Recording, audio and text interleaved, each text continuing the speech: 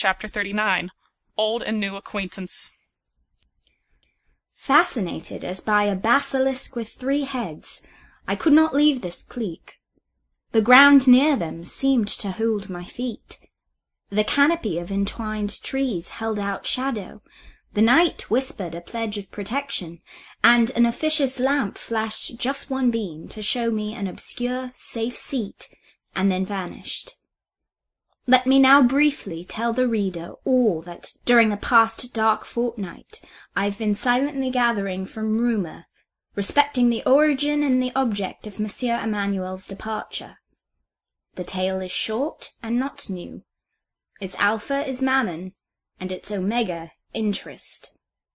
If Madame Walravens was hideous as a Hindu idol, she seemed also to possess, in the estimation of these her votaries, an idol's consequence.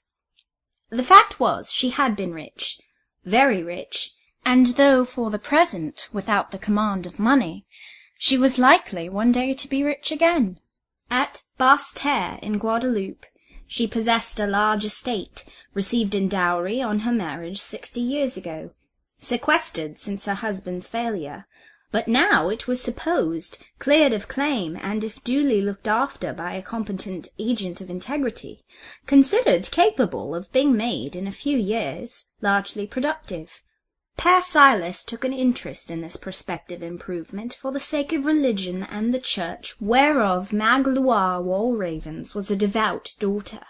Madame Beck, distantly related to the hunchback and knowing her to be without family of her own, had long brooded over contingencies with a mother's calculating foresight, and, harshly treated as she was by Madame Walravens, never ceased to court her for interest's sake. Madame Beck and the priest were thus, for money reasons, equally and sincerely interested in the nursing of the West Indian estate. But the distance was great, and the climate hazardous. The competent and upright agent wanted must be a devoted man. Just such a man had Madame Walravens retained for 20 years in her service, blighting his life and then living on him like an old fungus. Such a man had Père Silas trained, taught, and bound to him by the ties of gratitude, habit, and belief. Such a man Madame Beck knew, and could in some measure influence. "My pupil," said Père Silas, "if he remains in Europe, runs the risk of apostasy, for he has become entangled with a heretic." Madame Beck made also her private comment, and preferred in her own breast her secret reason for desiring expatriation. The thing she could not obtain, she desired not another to win, rather would she destroy it. As to Madame Walravens, she wanted her money and her land, and knew Paul, if he liked, could make the best and faithfullest steward. So the 3 self-seekers banded and beset the one unselfish. They reasoned, they appealed, they implored. On his mercy they cast themselves, into his hands they confidingly thrust their interests. They asked but 2 or 3 years of devotion. After that he should live for himself. One of the number, perhaps, wished that in the meantime he might die. No living being ever humbly laid his advantage at Monsieur Emmanuel's feet, or confidingly put it into his hands, that he spurned the trust or repulsed the repository. What might be his private pain or inward reluctance to leave Europe, what his calculations for his own future, none asked or knew or reported. All this was a blank to me. His conferences with his confessor I might guess, the part duty and religion were made to play in the persuasions used, I might conjecture. He was gone, and had made no sign. There my knowledge closed. With my head bent and my forehead resting on my hands, I sat amidst group tree stems and branching brushwood. Whatever talk passed amongst my neighbours I might hear, if I would. I was near enough, but for some time there was scarce motive to attend. They gossiped about the dresses, the music, the illuminations, the fine night. I listened to hear them say, "It is calm weather for his voyage. The Antigua," his ship, will sail prosperously. No such remark fell. Neither the Antigua, nor her course, nor her passenger were named. Perhaps the light chat scarcely interested old Madame Walravens more than it did me. She appeared restless, turning her head now to this side, now that, looking through the trees and among the crowd, as if expectant of an arrival and impatient of delay. Où sont-ils? Pourquoi ne viennent-ils? I heard her mutter more than once, and at last, as if determined to have an answer to her question, which hitherto none seemed to mind, she spoke aloud this phrase, a phrase brief enough, simple enough, but it sent a shock through me. Monsieur et Madame, said she. Où donc est Justine Marie? Justine Marie? What was this? Justine Marie, the dead nun. Where was she? Why, in her grave. Madame Walravens, what can you want with her? You shall go to her, but she shall not come to you. Thus I should have answered, had the response lain with me, but nobody seemed to be of my mind. Nobody seemed surprised, startled, or at a loss. The quietest commonplace answer met the strange, the dead disturbing, the Witch of Endor query of the hunchback. Justine Marie, said one, is coming. She is in the kiosk. She will be here presently. Out of this question and reply sprang a change in the chat.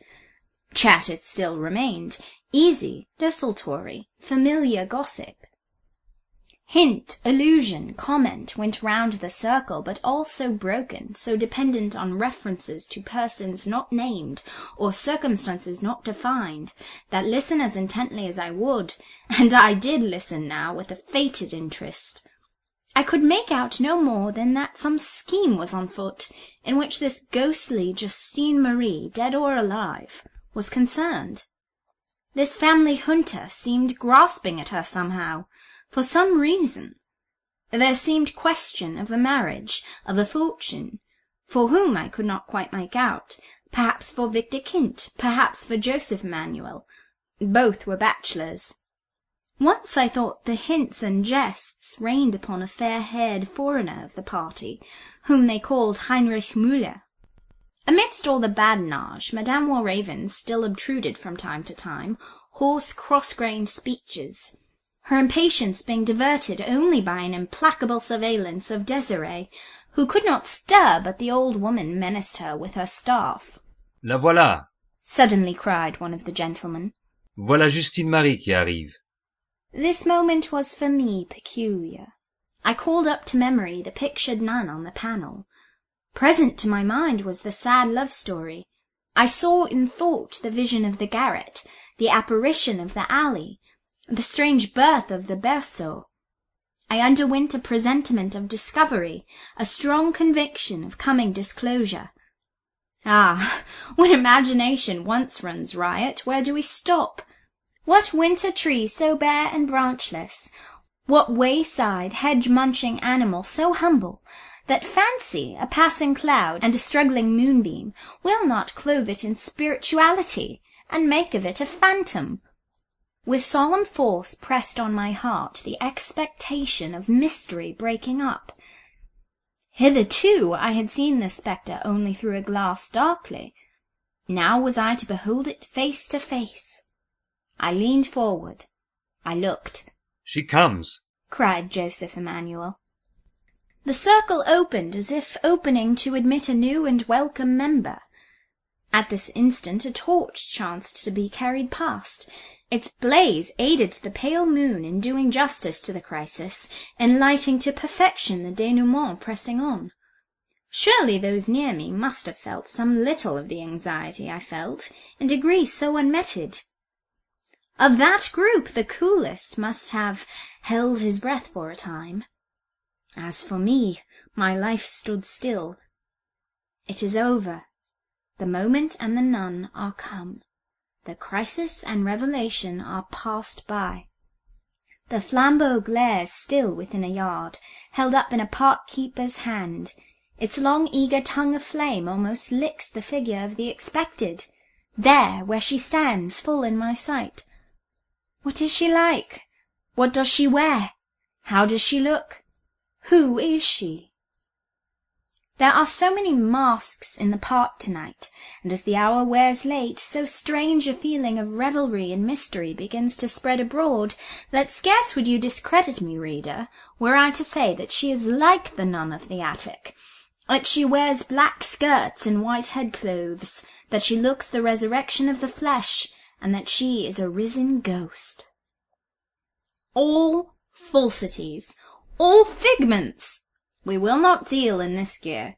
Let us be honest and cut as heretofore from the homely web of truth. Homely, though, is an ill-chosen word. What I see is not precisely homely. A girl of Villette stands there, a girl fresh from her pensionnat. She is very comely, with the beauty indigenous to this country. She looks well-nourished, fair, and fat of flesh. Her cheeks are round, her eyes good, her hair is abundant. She is handsomely dressed. She is not alone. Her escort consists of 3 persons, 2 being elderly. These she addresses as Mon oncle and ma tante. She laughs, she chats. Good-humoured, buxom, and blooming, she looks at all points the bourgeois belle. So much for Justine Marie. So much for ghosts and mystery. Not that this last was solved. This girl certainly is not my nun. What I saw in the garret and garden must have been taller by a span. We have looked at the city belle.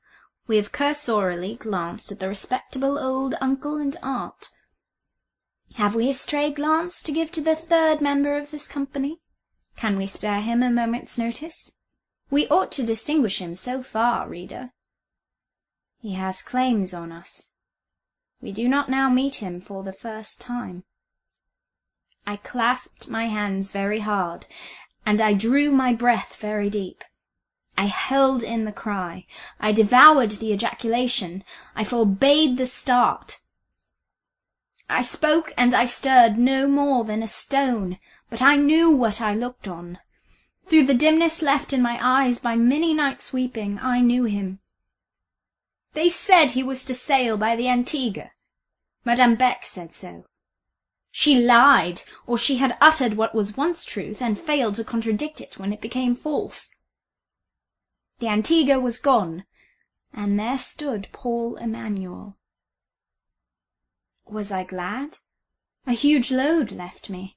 Was it a fact to warrant joy? I know not.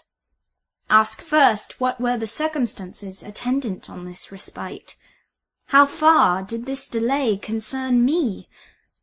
Were there not those whom it might touch more nearly? After all, who may this young girl, this Justine Marie, be? Not a stranger, reader. She is known to me by sight. She visits at the Rue Fossette. She is often of Madame Beck's Sunday parties. She is a relation of both the Becks and Walravens. She derives her baptismal name from the sainted nun, who would have been her aunt had she lived. Her patronymic is Sauveur. She is an heiress and an orphan, and Monsieur Emmanuel is her guardian. Some say her godfather. The family junta wish this heiress to be married to one of their band. Which is it? Vital question. Which is it? I felt very glad now that the drug administered in the sweet draught had filled me with a possession which made bed and chamber intolerable. I always, through my whole life, liked to penetrate to the real truth. I like seeking the goddess in her temple, and handling the veil and daring the dread glance. O Titaness among deities! The covered outline of thine aspect sickens often through its uncertainty. But define to us one trait, show us one lineament, clear in awful sincerity. We may gasp in untold terror, but with that gasp we drink in a breath of thy divinity. Our heart shakes, and its currents sway like rivers lifted by earthquake, but we have swallowed strength. To see and know the worst is to take from fear her main advantage. The War-Ravens' party, augmented in numbers, now became very gay. The gentlemen fetched refreshments from the kiosk, all sat down on the turf under the trees. They drank healths and sentiments, they laughed, they jested. Monsieur Emmanuel underwent some raillery, half good-humoured, half, I thought, malicious, especially on Madame Beck's part. I soon gathered that his voyage had been temporarily deferred of his own will, without the concurrence, even against the advice of his friends. He had let the Antigua go, and had taken his berth in the Paul et Virginie, appointed to sail a fortnight later. It was his reason for this resolve which they teased him to assign, and which he would only vaguely indicate as the settlement of a little piece of business which he had set his heart upon. What was this business? Nobody knew. Yes, there was one who seemed partly, at least, in his confidence. A meaning look passed between him and Justine Marie.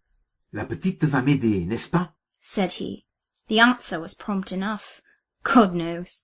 Mais oui, je vous aiderai de tout mon cœur. Vous ferez de moi tout ce que vous voudrez, mon parent. And this dear parent took her hand and lifted it to his grateful lips, upon which demonstration I saw the light-complexioned young Teuton, Heinrich Müller, grow restless, as if he did not like it. He even grumbled a few words, whereat Monsieur Emmanuel actually laughed in his face, and with the ruthless triumph of the assured conqueror, he drew his ward nearer to him. Monsieur Emmanuel was indeed very joyous that night. He seemed not one whit subdued by the change of scene and action impending. He was the true life of the party, a little despotic, perhaps, determined to be chief in mirth as well as in labour, yet from moment to moment proving indisputably his right of leadership. His was the wittiest word, the pleasantest anecdote, the frankest laugh. Restlessly active after his manner, he multiplied himself to wait on all. But oh, I saw which was his favourite. I saw at whose feet he lay on the turf. I saw whom he folded carefully from the night air, whom he tended, watched, and cherished as the apple of his eye. Still, hint and raillery flew thick, and still I gathered that while Monsieur Paul should be absent, working for others, these others, not quite ungrateful, would guard for him the treasure he left in Europe. Let him bring them an Indian fortune, they would give him in return a young bride and a rich inheritance. As for the saintly consecration, the vow of constancy, that was forgotten. The blooming and charming present prevailed over the past, and at length his nun was indeed buried. Thus it must be. The revelation was indeed come. Presentiment had not been mistaken in her impulse. There is a kind of presentiment which never is mistaken. It was I who had for a moment miscalculated, not seeing the true bearing of the oracle. I had thought she muttered a vision, when in truth her prediction touched reality. I might have passed longer upon what I saw. I might have deliberated ere I drew inferences. Some, perhaps, would have held the premises doubtful, the proofs insufficient. Some slow sceptics would have incredulously examined ere they conclusively accepted the project of a marriage between a poor and unselfish man of 40 and his wealthy ward of 18. But far from me such shifts and palliatives, far from me such temporary evasion of the actual, such coward fleeing from the dread, the swift-footed, the all-overtaking fact, such feeble suspense of submission to her, the sole sovereign, such paltering and faltering resistance to the power whose errand is to march conquering and to conquer, such traitor defection from the truth. No, I hastened to accept the whole plan. I extended my grasp and took it all in. I gathered it to me with a sort of rage of haste, and folded it round me, as the soldier struck on the field folds his colours about his breast. I invoked conviction to nail upon me the certainty, abhorred while embraced, to fix it with the strongest spikes her strongest strokes could drive, and when the iron had entered well my soul, I stood up, as I thought, renovated. In my infatuation, I said, "Truth, you are a good mistress to your faithful servants." When a lie pressed me, how I suffered! Even when the falsehood was still sweet, still flattering to the fancy, and warm to the feelings, it wasted me with hourly torment. The persuasion that affection was won could not be divorced from the dread that by another turn of the wheel it might be lost. Truth stripped away falsehood and flattery and expectancy, and here I stand, free. Nothing remained now but to take my freedom to my chamber, to carry it with me to my bed, and see what I could make of it. The play was not yet indeed quite played out. I might have waited and watched longer that love scene under the trees, that sylvan courtship. Had there been nothing of love in the demonstration, my fancy in this hour was so generous, so creative, she could have modelled for it the most salient lineaments, and given it the deepest life and highest colour of passion. I would not look. I had fixed my resolve, but I would not violate my nature. And then something tore me so cruelly under my shawl, something so dug into my side, a vulture so strong in beak and talon, I must be alone to grapple with it.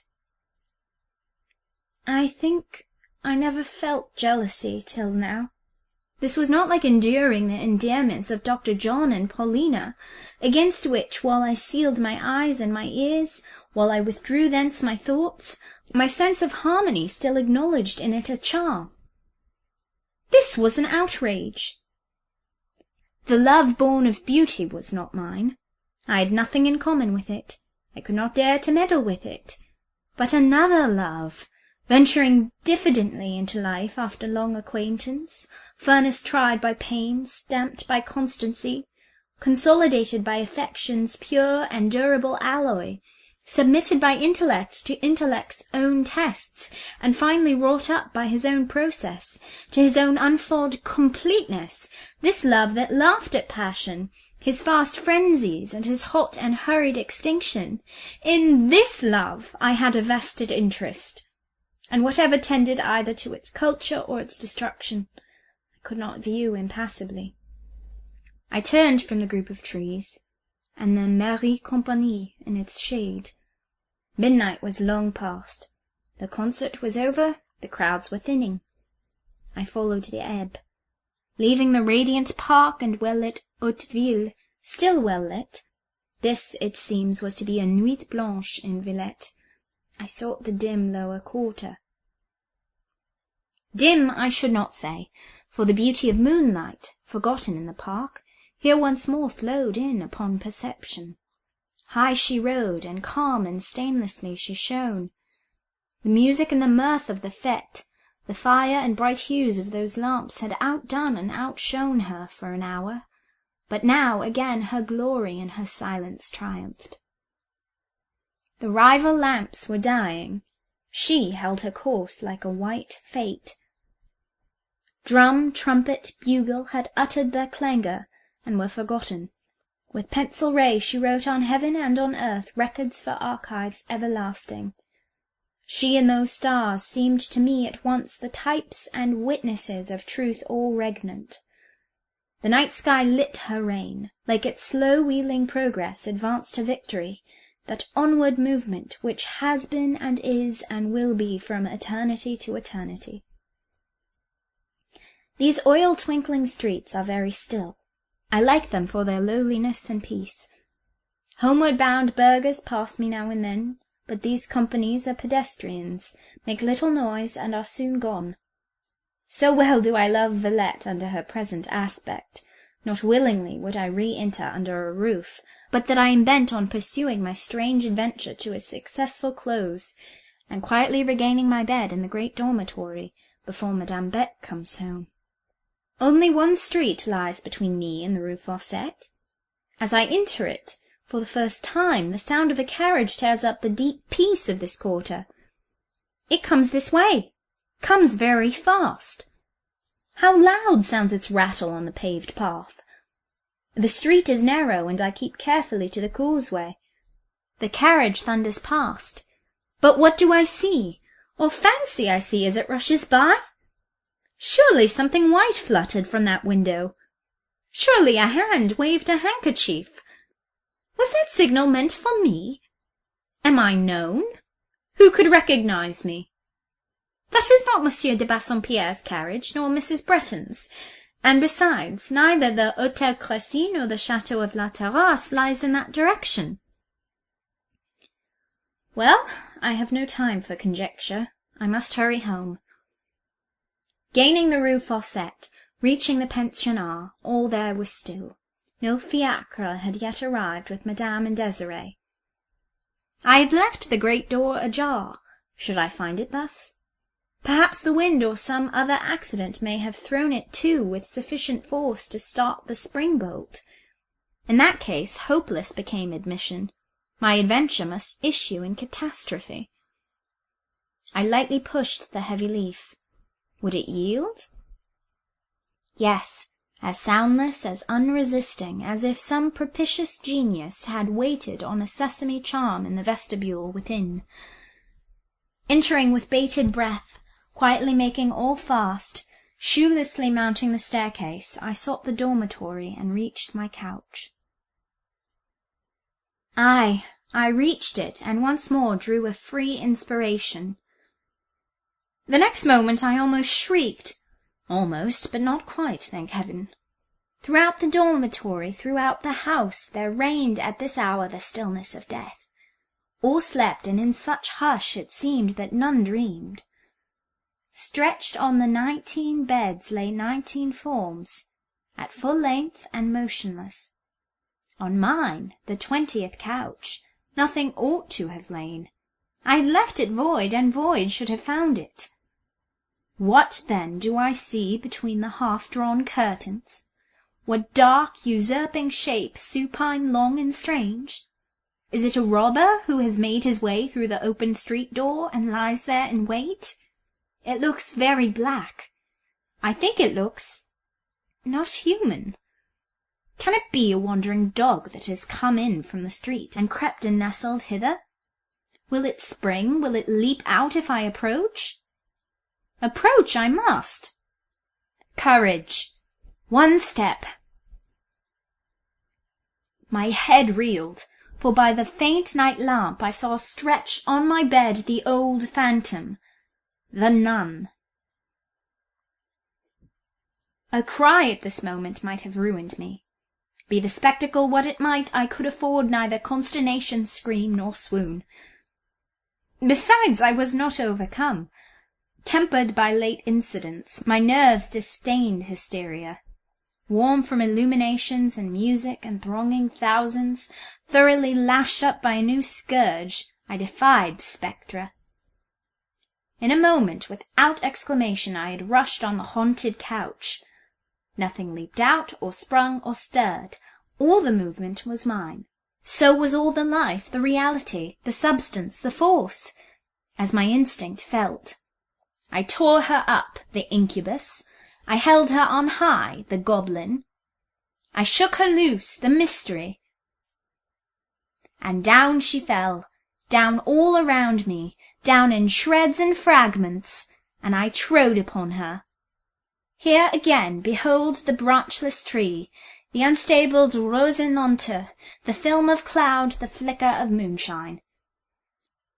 The long nun proved a long bolster, dressed in a long black stole, and artfully invested with her white veil. The garments, in very truth, strange as it may seem, were genuine nuns' garments, and by some hand they had been disposed with a view to illusion. Whence came these vestments? Who contrived this artifice? These questions still remained. To the head-bandage was pinned a slip of paper. It bore in pencil these mocking words: "The nun of the attic bequeaths to Lucy Snow her wardrobe. She will be seen in the Rue Fossette no more." And what and who was she that had haunted me? She I had actually seen 3 times. Not a woman of my acquaintance had the stature of that ghost. She was not of a female height. Not to any man I knew could the machination for a moment be attributed. Still mystified beyond expression, but as thoroughly, as suddenly, relieved from all sense of the spectral and unearthly, scorning also to wear out my brain with the fret of a trivial though insoluble riddle, I just bundled together stole, veil, and bandages, thrust them beneath my pillow, lay down, listened till I heard the wheels of Madame's home-returning fiacre, then turned, and worn out by many nights' vigils, conquered too, perhaps, by the now reacting narcotic, I deeply slept. End of chapter 39.